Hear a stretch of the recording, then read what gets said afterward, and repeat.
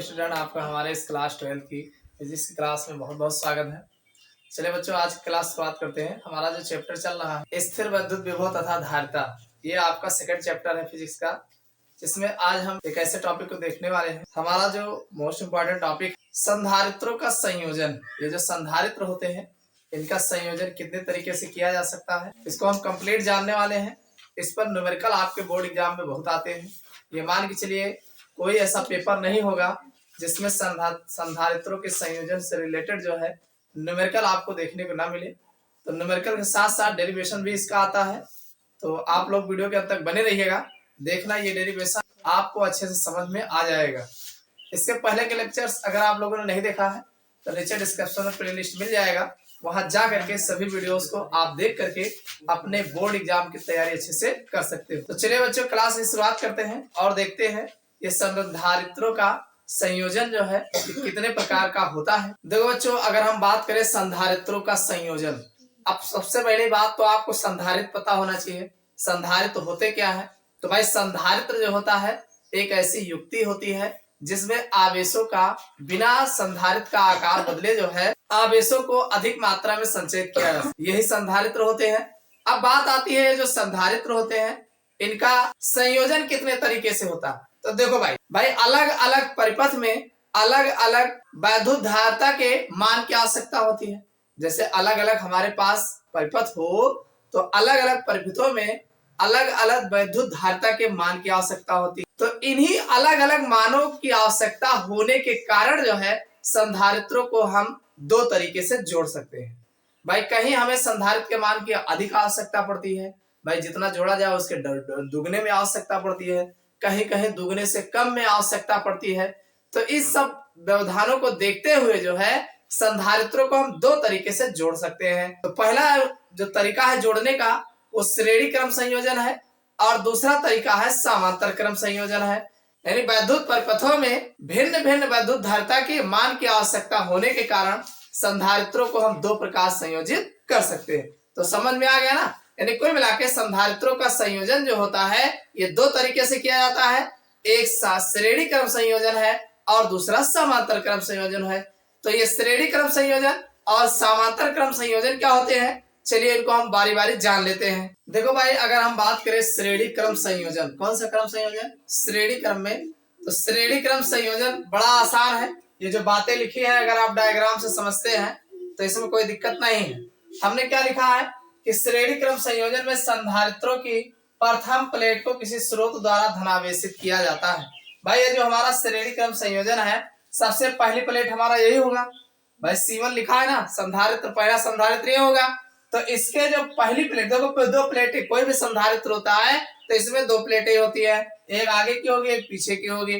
तो पहली प्लेट को हम जो है किसी स्रोत द्वारा, अब स्रोत द्वारा मान लीजिए यहाँ पर हम बैटरी लगाए हैं तो इसको हम धनावेशित करते हैं। क्या करते हैं? किसी स्रोत द्वारा जो है प्रथम प्लेट को धनावेशित करते हैं। क्लियर हो गया? इसमें ज्यादा कोई दिक्कत तो नहीं है ना। यानी प्रथम संधारित्र की प्रथम प्लेट को किसी स्रोत द्वारा जो है धनावेशित करते हैं। क्लियर? आगे क्या कहा गया? तथा द्वितीय प्लेट का संबंध दूसरे संधारित्र की प्रथम प्लेट के साथ कर दिया जाता है। इस बात को ऐसे यहाँ समझिए, भाई हमारा पहला संधारित्र है तो इसके प्रथम प्लेट को हम किसी धनावेशित स्रोत द्वारा धनावेशित करते हैं। अब इसकी जो द्वितीय प्लेट है, देखो ये सेकंड वाली प्लेट इधर होगी ना, तो सेकंड वाली प्लेट को सेकंड संधारित्र, द्वितीय संधारित्र है तो द्वितीय संधारित्र के प्रथम प्लेट से जोड़ दिया जाता है। ऐसे तो जोड़ा गया है। पहले संधारित्र की द्वितीय प्लेट जो है दूसरे संधारित्र की प्रथम प्लेट से जोड़ दिया जाता है। इतनी बात समझ में आएगी नहीं? तथा दूसरे संधारित्र की द्वितीय प्लेट, अरे इसकी दूसरी प्लेट ये होगी ना, दूसरे संधारित्र की द्वितीय प्लेट को तीसरे संधारित्र के प्रथम प्लेट से जोड़ दिया जाता है। समझ में आएगी नहीं? इतना नहीं समझ में आया? अरे सबसे पहले आप बताओगे कि हाँ संधारित्रों को हम इस प्रकार जोड़ते हैं कि इसमें जो प्रथम संधारित्र होता है इसकी प्रथम प्लेट को किसी धनावेशित स्रोत द्वारा हम जो है धनावेशित करते हैं तथा प्रथम संधारित्र की द्वितीय प्लेट को दूसरे संधारित्र की प्रथम प्लेट से जोड़ देते हैं। भाई ये प्लेटिया दूसरे वाली की प्रथम हुई ना और ये पहले वाली की द्वितीय हुई, यही तो हुआ। तो दूसरे संधारित्र की प्रथम प्लेट को प्रथम संधारित्र की द्वितीय प्लेट से जोड़ देते हैं। इसी प्रकार दूसरे संधारित्र की द्वितीय प्लेट को तीसरे संधारित्र के प्रथम प्लेट से जोड़ देते हैं और फिर तीसरे संधारित्र की, या तीसरा नहीं मान लो और संधारित्र जोड़े होंगे, तो अंतिम संधारित्र की द्वितीय प्लेट को, कौन से संधारित्र को, लास्ट वाला जो भी संधारित्र जोड़े होंगे, हो सकते हैं तीनों जोड़े हो, तो अंतिम संधारित्र जो भी संधारित्र होगा उसकी जो द्वितीय प्लेट होगी तथा प्रथम संधारित्र के प्रथम प्लेट को किसी स्रोत यानी किसी सेल द्वारा जो है इसमें हम प्रतिरोध लगाकर धारा प्रवाहित करते हैं। समझ में आया कि नहीं भाई? लास्ट वाली जो होगी इसको और पहले वाली जो होगा इसको ले जाकर किसी सेल द्वारा जो है इसे प्रतिरोध लगाकर धारा प्रवाहित करते हैं। समझ में आया कि नहीं आया? नहीं समझ में आ रहा है? अरे यही तो लिखे हैं, और क्या लिखे हैं? इस श्रेणी क्रम संयोजन में संधारित्रों की प्रथम प्लेट को किसी स्रोत द्वारा धनावेशित किया जाता है। मैं मान लो प्रथम प्लेट को ले जाके बैटरी के धन वाले सिरे से जोड़ दिया, धनावेशित करते हैं, तथा द्वितीय प्लेट का संबंध दूसरे संधारित्र के प्रथम प्लेट के साथ कर दिया जाता है। भाई दूसरे संधारित्र के प्रथम प्लेट को प्रथम संधारित्र की द्वितीय प्लेट से जोड़ दिया जाता है और इस प्रकार दूसरे संधारित्र की द्वितीय प्लेट, भाई दूसरे संधारित्र की द्वितीय प्लेट को तीसरे संधारित्र की प्रथम प्लेट से, तीसरे संधारित्र की प्रथम प्लेट से जोड़ दिया जाता है तथा प्रथम संधारित्र की प्रथम प्लेट, प्रथम संधारित्र की प्रथम प्लेट तथा अंतिम संधारित्र की द्वितीय प्लेट का संबंध एक सेल से कर दिया जाता है। ये सेल है भाई, ये कौन है?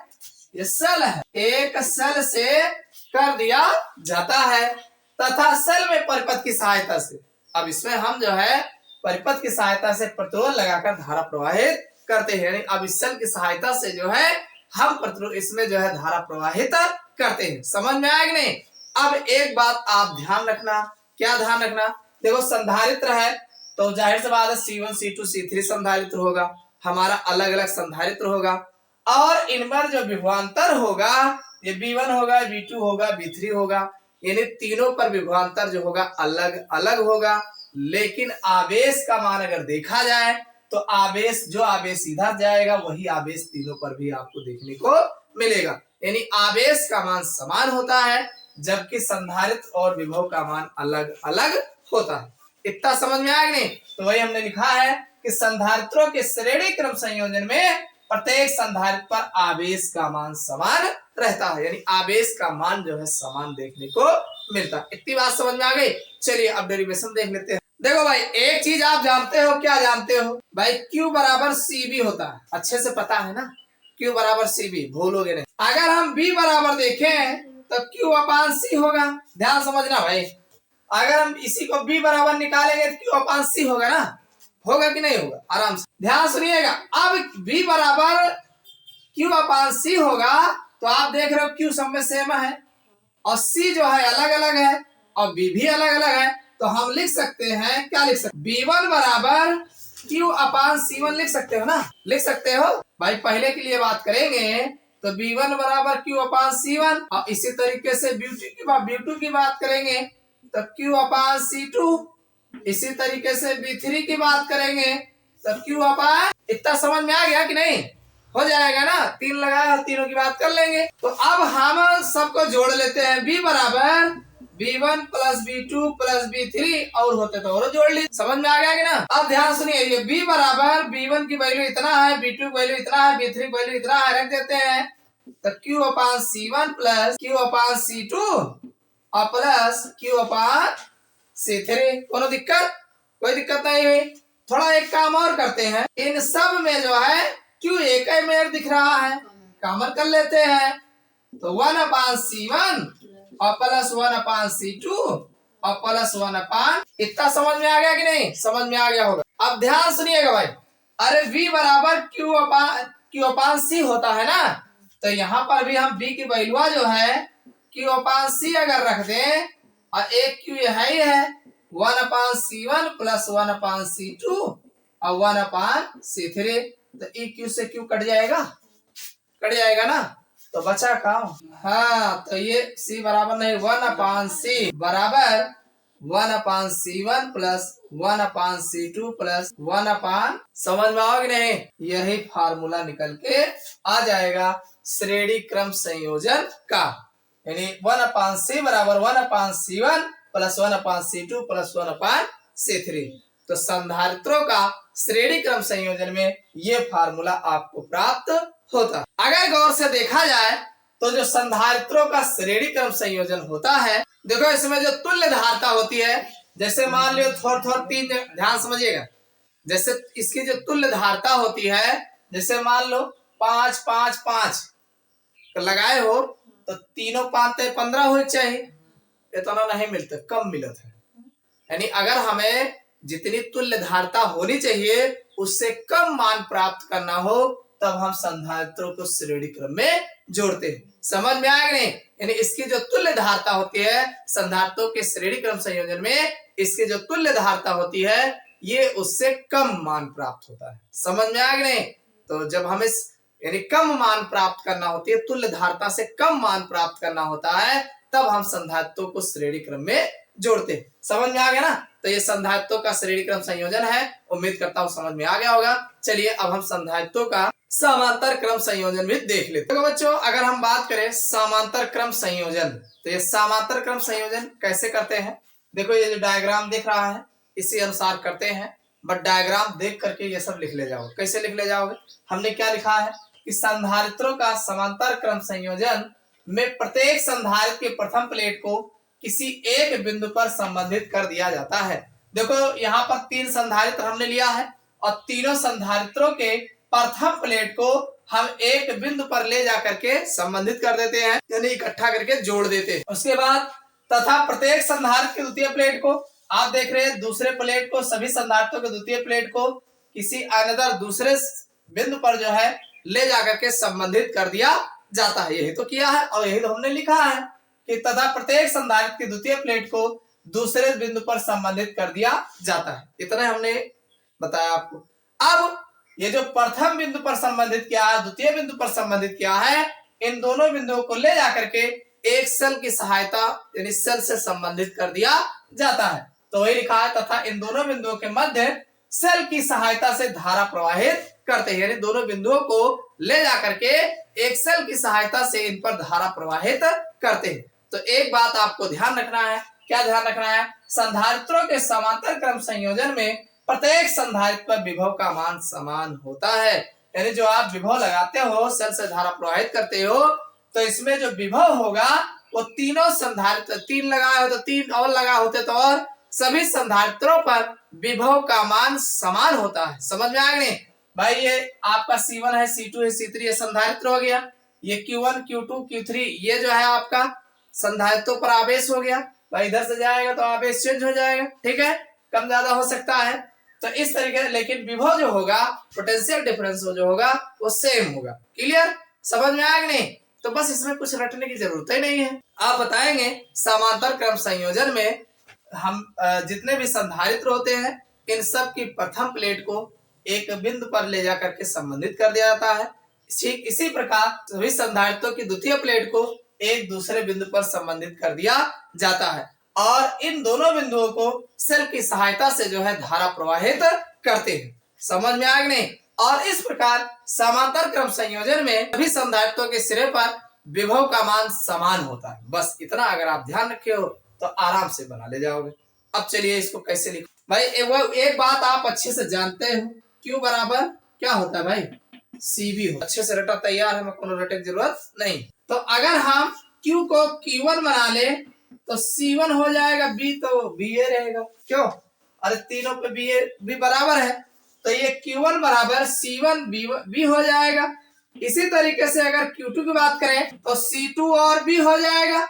अगर हम Q3 की बात करें तो C3 भी हो जाएगा। इसमें कोई रटने की बात तो है नहीं भाई। Q बराबर CB हुआ, हम Q1 बराबर C1B लिखेंगे, Q2 बराबर C2B लिखेंगे, Q3 बराबर C3B हो जाएगा। इसमें कोई दिक्कत तो नहीं है। अब एक काम करते हैं, ये जो Q है इसको हम ऐसे करते हैं, Q1 प्लस Q2 प्लस, यानी Q निकालेंगे तीनों को जोड़ करके, निकाल लो आराम से निकाल। तो यहाँ पर ये Q बराबर Q1 की वैल्यू कितना? C1B है, Q2 की वैल्यू कितना है? C2B है और Q3 की वैल्यू C3B है। एक काम करो, तीनों में V कॉमन दिख रहा है, क्यों? Q बराबर V कॉमन ले लो तो C1 plus C2 plus C3 और एक चीज जानता है क्यू बराबर सी बी होता है। क्या होता है? तो यहाँ सी बी रख दो, क्यू की वैल्यू है जब सी बी है तो ये सी बी हो जाएगा, बी ऑलरेडी है तो ये आपका ब्रैकेट में C1 C2 और C3 प्लस लगा के एक बी से एक बी कैंसिल, हमारा आ गया, क्या आ गया? C बराबर C1 plus C2 plus C3। लो, संधारित्रों का जो समांतर क्रम संयोजन होगा इनमें जो इसकी तुल्य धारिता होगी वो तीनों के योग के बराबर होगा। यानी जितना संधारित्र आप लगाए होंगे, ये जितना 5-5 का मान लीजिए 3 लगाए हैं तो 5 तो 15।